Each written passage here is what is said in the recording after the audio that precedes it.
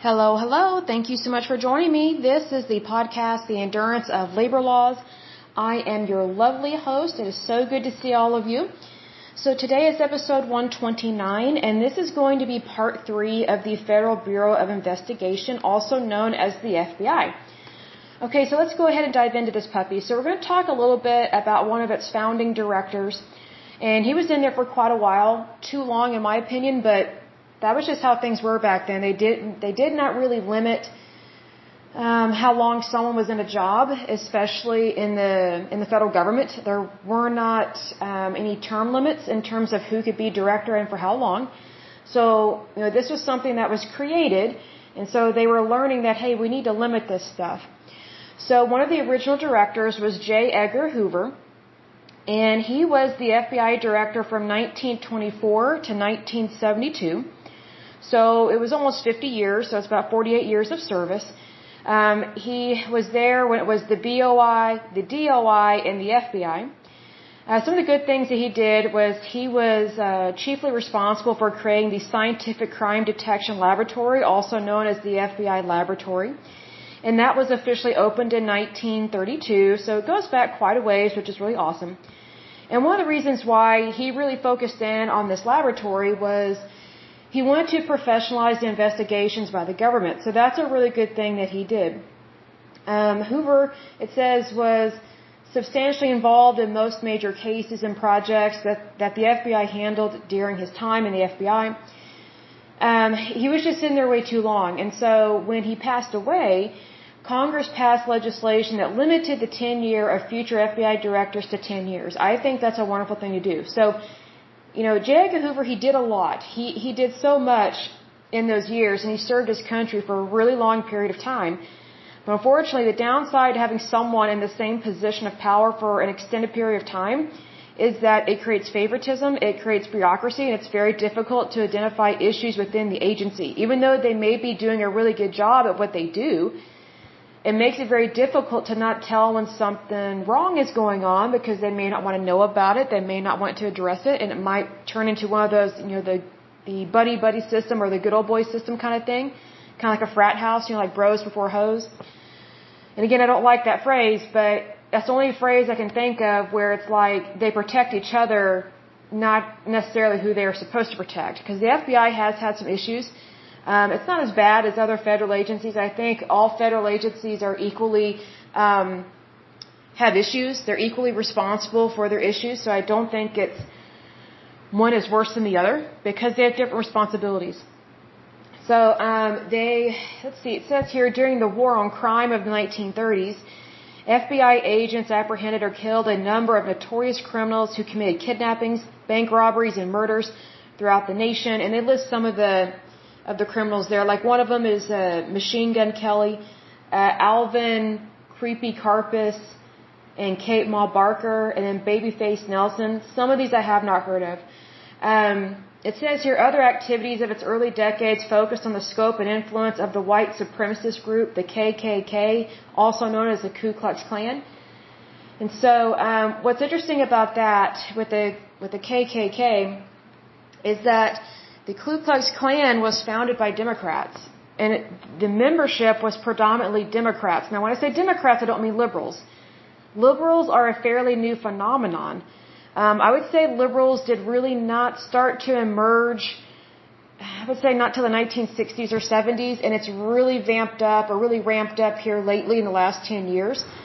And so, whenever I'm talking about Democrats from this time frame, it's a completely different segment of the population, because it's, as I've said before in times past, the Democratic Party these days has been taken over by crazy nutbag socialists, and it's really terrible.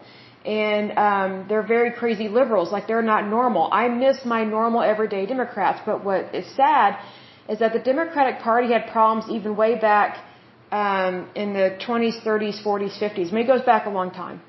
And so whenever people say that, white supremacists are predominantly conservative, that's a lie. That is a flat-out lie, because it was mostly Democrats that were members of the Ku Klux Klan. And it just seems like these days people are trying to wipe out history, erase it, and just try and rewrite it, and you can't do that because that's lying. I mean, if it's not okay for people to deny the Holocaust and what happened to millions of people being murdered, then we can't, get rid of the fact that there was a problem with the Democratic Party, even going back to when the Ku Klux Klan was very popular, and they were hanging and lynching African Americans. So I would hope that if there are African Americans listening to this podcast, I hope that you realize that you're just being used by the Democratic Party. You're being used because of the color of your skin. So if you really know your history, you would know that the Democratic Party has not always liked you or loved you if you're African American. In fact, some Democrats hanged you. They hanged your people back in the day. They lynched you. So I think that's something that needs to be said. It needs to be stated, because a lot of times when people think about lynchings, they think it's just white conservatives. That's not true. That is not true. It was predominantly Democrats in the Deep South. So you really need to, I just wish more people knew history. I wish more people recognized that white supremacist is not, it's not just about political party. It's a, how to describe this? It's a form of indoctrination. And unfortunately, within the Ku Klux Klan, it was predominantly Democrat. And there were Democratic officials that were actually in that group, which is really sad. And so that really breaks my heart on that, because public officials are supposed to stand up and defend everyone. If they are a citizen of the United States, they are supposed to defend their citizens. We're not responsible for foreigners that are here. We're not responsible for them, like tax dollars and things like that. Like, if someone's here visiting, whether legally or illegally, we're still technically not completely responsible for them unless a crime is committed against them. Then we enforce the law in terms of finding who perpetrated the crime. But, it's one of those things I wish more people were aware of what laws apply to who, and actually go back in time and see, where did these laws start? And did the people that practice these laws actually believe in them? Because what's interesting about the Democratic Party is they claim to care about African Americans. I don't think they really do. Because the Democratic Party, these days, it's been like this for many decades, the Democratic Party is very much for abortion, and any kind of abortion, like even kill a child after it's born. Well, predominantly abortions are conducted on African Americans and minorities. It is significantly higher for African American women to get an abortion as opposed to any other race, at least within the United States. So if the Democratic Party actually cared about citizens, it wouldn't be helping to get rid of citizens. And it also would not be sending millions of dollars, tax dollars, mind you, to Planned Parenthood and other organizations that do everything they can to try and get rid of the unborn. And I think more people need to wake up to the fact that the Republican Party actually cares about people. It actually does. It's just that, we say things in a very blunt manner. We're basically like even though I'm not a New Yorker, we're basically like the New Yorkers of society. We just say it like it is, and most of the time it ruffles feathers, and it's just one of those things. People need to grow up. There are a great many things that people say that I don't like or may not agree with, but I don't allow it to ruffle my feathers, and I don't take it personally. Because if you're taking everything personally, then you're just walking around offended all the time, and that's very exhausting. It's very hard on your health. So just FYI, be aware of that. So talking a little bit about Hoover, one of the things I don't agree that he did was Hoover began using wiretapping in the 1920s during Prohibition to arrest bootleggers. First of all, Prohibition was completely stupid. It did not stop people from drinking. It just made people want to develop different ways of creating alcohol.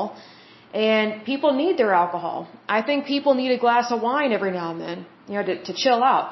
And also, I don't agree with wiretapping. I think that's an invasion of privacy.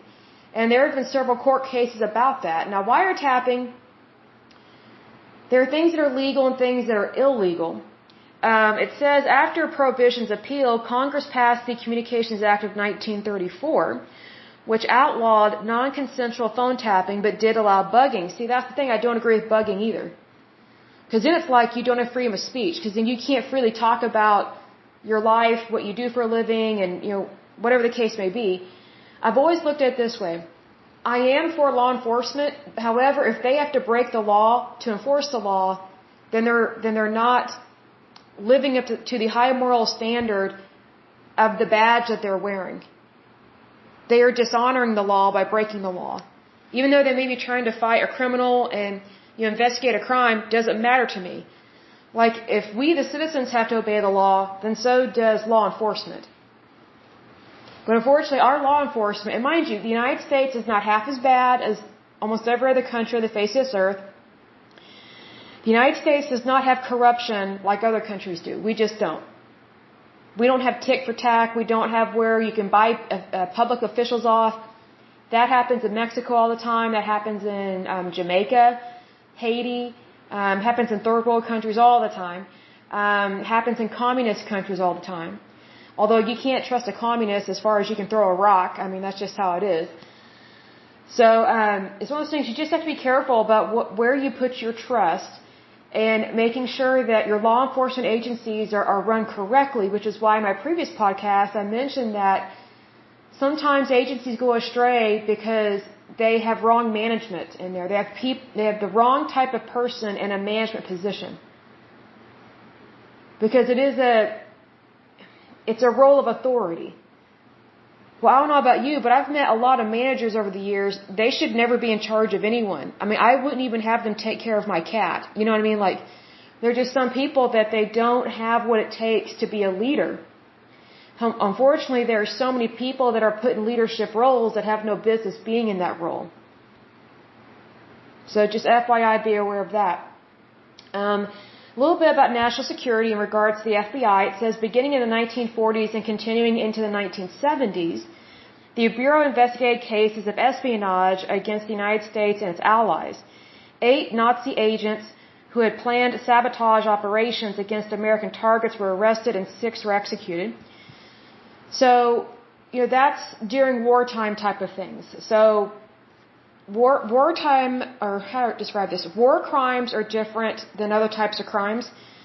And so it's very important that we go after really bad people that are trying to harm or annihilate the United States, and they should be executed. They should get a speedy trial, but they should also be executed quickly if they are found guilty. Because I don't think it's appropriate to just keep people on death row for long periods of time, especially if they have committed treason or if they have tried to or successfully attack the United States. Excuse me, my mouth is dry. Hold on just a second. We got some rain this morning here in Oklahoma, but it's still very humid. I'm just going, oh, man, the air. Okay, good drink of water. All right, so anyway, I am in favor of executing people that commit treason against the United States. I don't agree with just letting them sit on death row for a long period of time and wasting our time with appeals and things like that, because when we know someone's guilty, we know they're guilty. Like when we actually know, and I don't mean circumstantial evidence, because circumstantial evidence is not evidence, because circumstantial evidence means that it can be swayed one way or the other. Well, that's not evidence. Circumstantial evidence used to never be admitted into court, and then stupidly we allowed it to enter into our courts. And, that's why we have so many innocent people locked up in jail and or have been executed. Like, I don't think we should execute anyone unless we for 100% know they did it. If we don't know for 100%, then we cannot, first of all, convict somebody, and secondly, we for sure cannot execute them. But it's kind of like, with the guys that committed the 9/11 attacks. We knew they did those attacks. And we knew who orchestrated, like 100%. Like when we started investigating it and things like that, we knew. There was no doubt who it was. We knew their names, things of that nature. It's completely different if you don't have a clue. But in that particular instance, we knew exactly who it was, who perpetrated the crime. We had evidence of it, and we knew who orchestrated it. And those people got what they deserved, because they murdered a lot of Americans, and that is completely unacceptable. Completely unacceptable. So, let's see here. We're talking a little bit next about the Japanese American internment. Now, I'm kind of iffy on this. Okay, so here's why. So I understand why they interned Japanese Americans. I just don't agree with how they did it. They basically put them in makeshift concentration camps here in the United States. Except they were not exterminating them like the Nazis. We were in a world war, and it was a very unique war. It was unlike any other war we had ever been in, and we were brutally attacked by the Japanese. So, unfortunately, I don't think all of the Japanese that lived here in the United States were treated very well during World War II, much less after World War II. Because during the Japanese-American internment situation, which it says here J. Edgar Hoover was against this, but President Roosevelt, Franklin Roosevelt, he completely ignored J. Edgar Hoover's request to not do this, and the government executed Executive Order 9066, which was the authorization of the removal of Japanese Americans from the West Coast. So here's the thing. If it had been me back then, and I was investigating this stuff, I would have been more concerned with people that immigrated over here from Germany. Because there were way more people that were planted here in past generations that were German. They very much wanted the Nazis to annihilate a lot of people. And they wanted Nazi Germany to win. And they wanted the United States to be an ally to Germany. That was way more common during World War II and pre-World War II. There were not very many Japanese Americans that were for Japan. If anything, Japanese Americans, during this time at least, were way more loyal than German citizens that were living here in the United States. Japanese Americans were way more loyal to the United States than people of German heritage. So I think it's kind of one of those things, we can look back and say, oh, I would have done this if it was me, or they should have done this, but, again, it was a different type of war, it was a different time, and the United States had been bombed by the Japanese. So, we did what we had to do. I just don't agree with how these people were treated per se, because most of them were American citizens. And most of them had been here for several generations, like their families. What really sucks about the Japanese Americans that were interned in American concentration camps was a lot of them lost their businesses.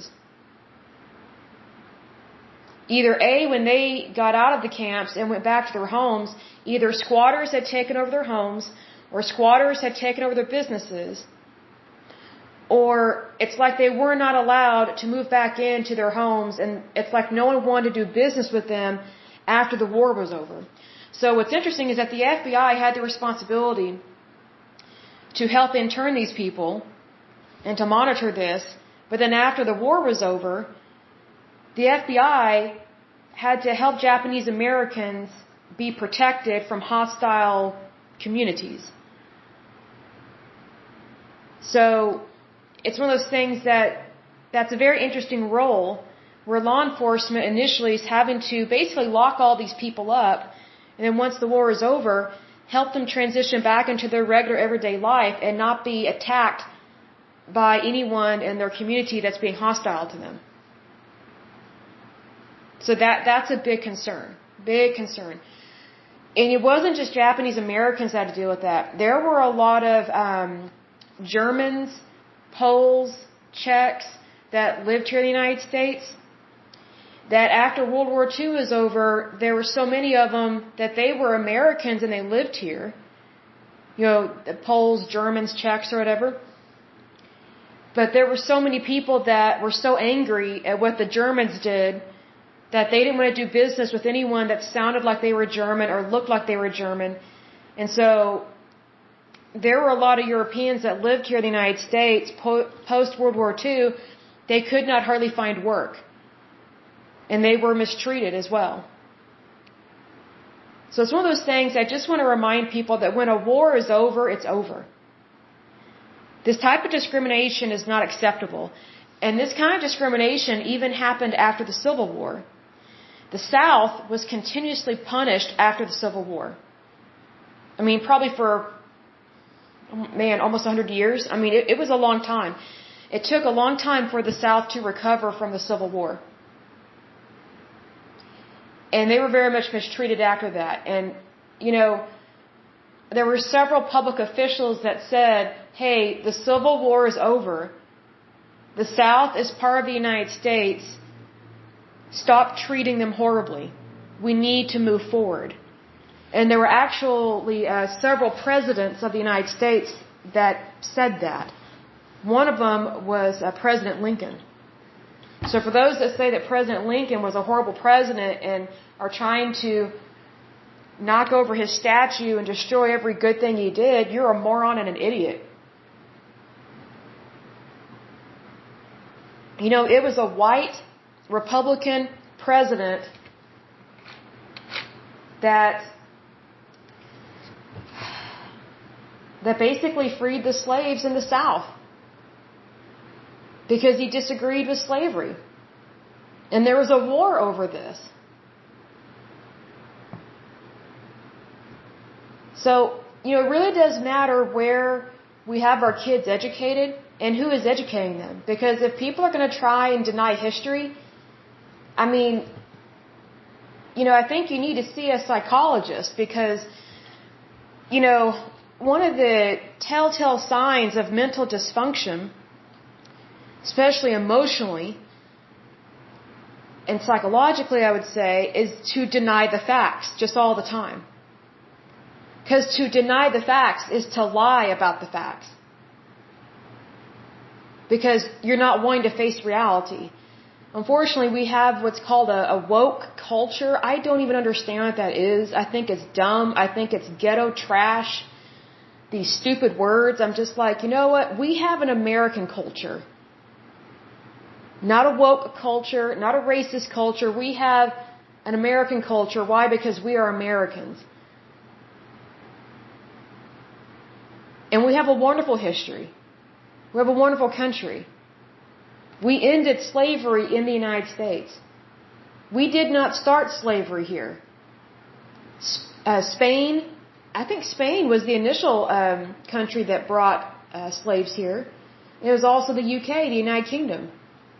The United States was not even a country when slavery was brought to the United States. And another thing, the Native Americans that lived here before the colonists arrived, they had slaves. So I think, you know, it's better to actually know your facts than to completely deny the facts or to be completely ignorant of it. Because what I've noticed is that we have some really weird people in our society. They just want to completely obliterate history. I'm like, okay, are you going to act like a Nazi and just burn all the books? I mean, if you're not a Nazi, then don't go burning our books. Don't go denying history.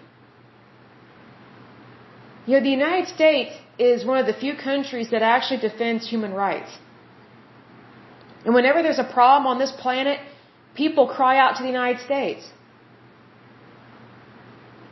If we're such a horrible country, why would people come to us for help? If we were that evil, why would anyone try and come here illegally? Like, I don't know of anyone, I've never heard of anyone trying to get into Iran illegally, trying to get into Russia illegally. I've never heard of anyone try and get into North Korea illegally or Venezuela. I mean, think about it. People go where they want to be happy, where they know they can be safe. So for me, I hardly ever listen to the news. Like if I was busy listening to the news, I wouldn't be doing this show. But I don't care to listen to the news because most of the stuff that's on the news is lies. And it's ridiculous. It's like, you know, as Americans, you know, I think the entire world has the right to hear the truth. Because I think one of the biggest problems with our planet is we have leaders in charge of countries, they don't want their people to know what's actually going on. And the United States is one of the only countries where we have tremendous amounts of freedom of speech. Even though it's under attack by the liberal left, even though it's under attack, in terms of limiting freedom of speech, we still have way more freedom of speech than the majority of the planet. And that just doesn't happen overnight. Our founding fathers and the original colonists and the original Americans of this country fought for those freedoms. So I think we owe it to our founding fathers and our ancestors to speak the truth and to honor our history and to honor our heritage, because if we do not, we have totally missed the mark and we're not being a good country, we're not being a good society. So if we have a choice, and we do have a choice, we should choose to be good, not evil, because I personally think it's evil to lie, to wipe out your history, to rewrite your history. You know, history is not something that you can just make it what you want it to be. That's called spinning a lie. History is just the facts. You know, history, let me put it this way. Let's say you were born in 1973. If you're acting like these crazy liberal nutbags, or the woke culture or whatever, or morons and idiots, if you're acting like them, then they would want to obliterate the very date and time that you were born and lie about when you were born, where you were born, and like you would not exist. And if you did exist, they think they have the right to determine when you were born, how you were born, and who you belong to, and what sex you are. That's what I mean by this woke culture, this crazy liberal nutbag culture is evil. You can't change when you were born. You can't change how you were born, where you were born, and technically you're not supposed to be changing your sex, because you are who you are. But if you're living a lie, then it's like all truth, all morals, all values, all integrity, all morality goes out the window. How about instead of throwing away the good, we throw out the bad? And the way I live my life is anything outside of the goodness of God, I don't want it. Because I know my Heavenly Father loves me, and He doesn't want me to believe this stupid woke culture BS, excuse my language, because it's destroying our society little by little, and sometimes it picks up speed. You know, God doesn't want us to have friction within our country. He wants us to be blessed. But how can our society and our culture be blessed if we're trying to obliterate the past and deny that, you know, certain people are, you know, weren't born, or that, you know, we don't want to acknowledge that someone was president way back in the day, or that they served in office, or their name is on a street. I'm just like, you know, are we going to rename streets every time there's a new official in office? I mean, this is so dumb.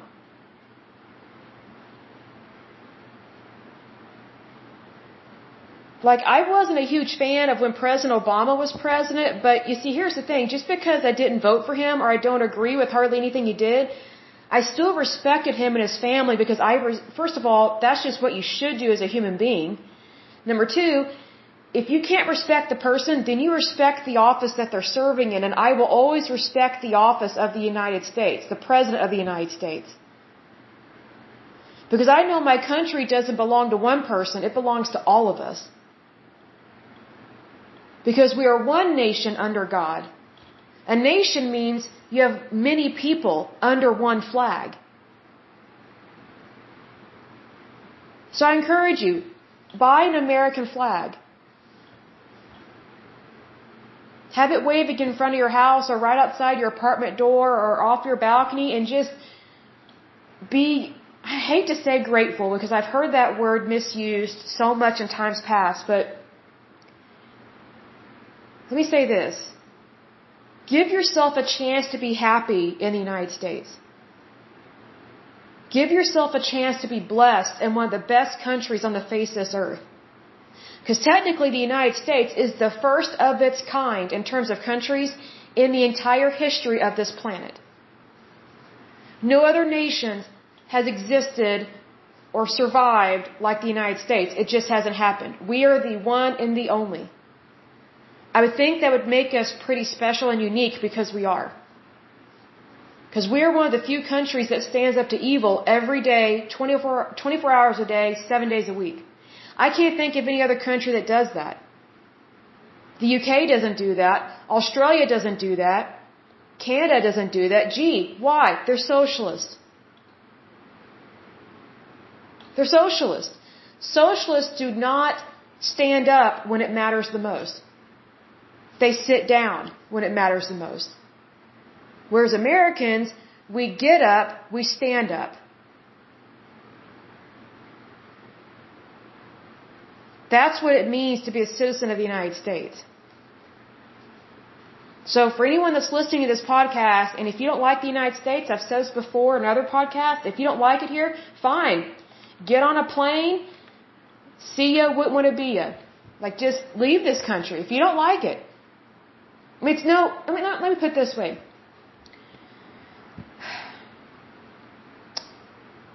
Choosing where you want to live is a lot like friendships.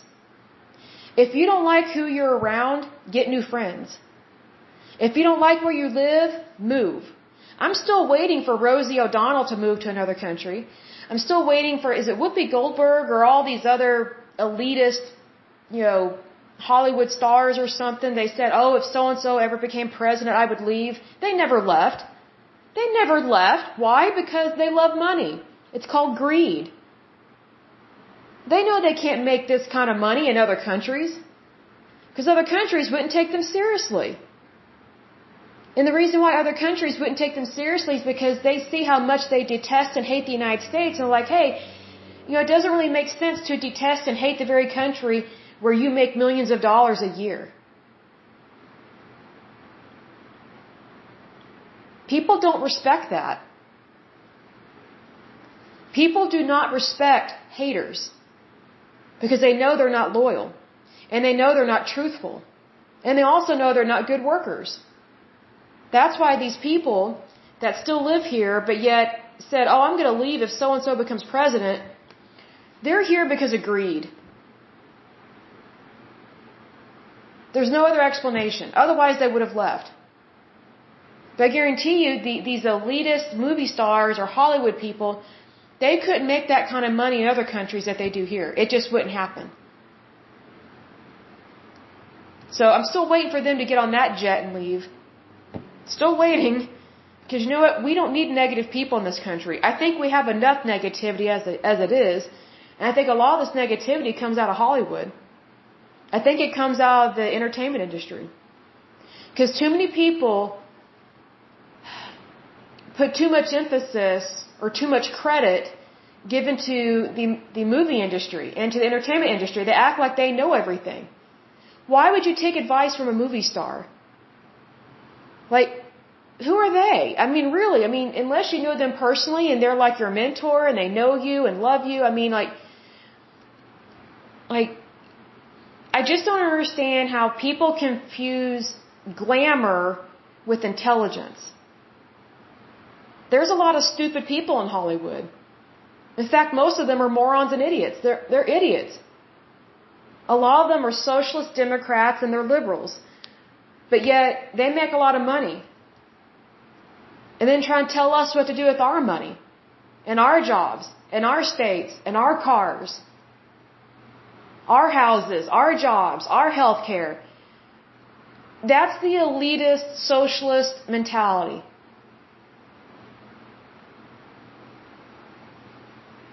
Do you really want Hollywood in charge of your life? They're not going to, be letting you live in their house. You kidding? They're going to put up a gate that's probably, that could probably electrocute you. Like, they don't care about people. I'll give an example. Like, during COVID-19, when the country was shut down, I don't know of any movie stars or Hollywood people that actually let other people live with them, like the homeless or something. But yet there's that phrase, we're in this together, quote. I'm like, really? Did Hollywood open up its houses to, people that lost their homes? Did they let homeless people live with them? No. No. They didn't. I don't know of a single one. See, that's the lie in liberalism, socialism, and the Democratic Party. They claim to care about other people, especially poor people and so-called disadvantaged people, but when it comes down to it, they don't care to help them out at all. As long as they've got their goods, their millions of dollars, their fancy house, their fancy cars, they don't care about other people. See, they live in this kind of self-revolving, very isolated nucleus, I guess you could say. It's kind of like, well, I've got everything I want, but I think you people don't know what you're doing, so I'm just going to lecture you on how I think you should live your life, but I'm not actually going to help the weak, the poor, the oppressed, those who have been beaten, those who are ill, those who are dying. And what some of these elitists will say is they'll say, well, I have a foundation. Really? Did you know that most foundations are just where rich people hide their money?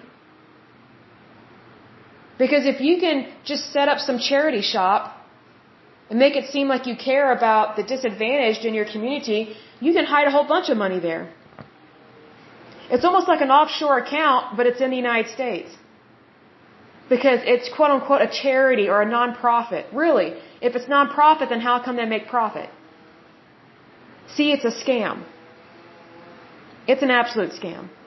But we're going over a little 30 minutes, and the landscapers are outside, so you're probably going to hear a lot of ruckus out there. So I'll go ahead and end today's podcast. But as usual, until next time, I pray that you're happy, healthy, and whole, that you have a wonderful day and a wonderful week. Thank you so much. Bye-bye.